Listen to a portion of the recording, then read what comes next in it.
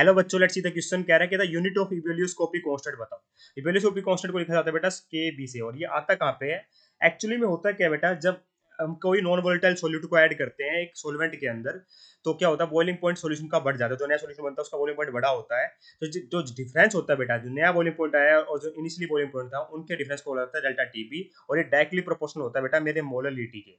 ठीक है, क्योंकि जितनी क्वालिटी प्रॉपर्टी होती है बेटा, वो नंबर ऑफ सॉलिड पार्टिकल्स को डिपेंड करती है। और ये प्रोपोर्शनलिटी जब हम हटाएंगे तो यहाँ पे जो कांस्टेंट आएगा बेटा, उसको बोलते हैं मोलर इवोल्यूस्कोपिक कांस्टेंट।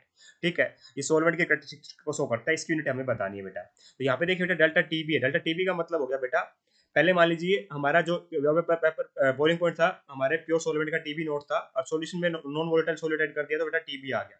तो जो टीबी माइनस टीबी नोट है ना बेटा, इसको बोला जाता है बेटा हमारा delta TB. TB minus TB note को बोला जाता है डेल्टा टीबी। और जो यूनिट होती है बेटा इसकी क्या होती है, हमारी केल्विन होती है। यूनिट क्या होती है बेटा, केल्विन होती है। ठीक है, इसकी यूनिट क्या होती है बेटा, केल्विन।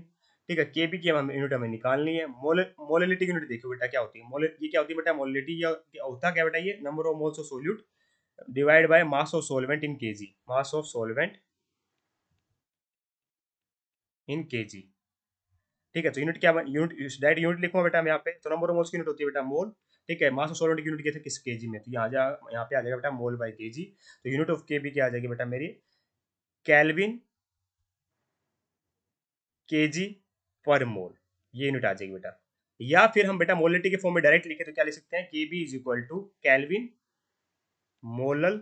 मोलिटी को बेटा हम मोलल भी मोल पर केजी को मोलल भी लिख सकते हैं। मोलल का इनवर्स पर मोल, पर मोलल, है ना।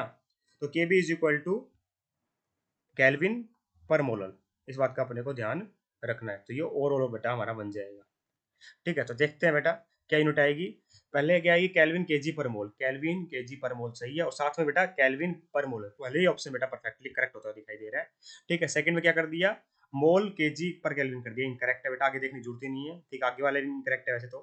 ठीक है, केजी पर मोल पर केल्विन नहीं बेटा, इनकरेक्ट है। ठीक है, यहाँ भी गलत कर रखा है, केल्विन पर केजी लिख दिया, फिर इनकरेक्ट हो गई। Hence option number 1 is only correct here. I hope you understand the answer.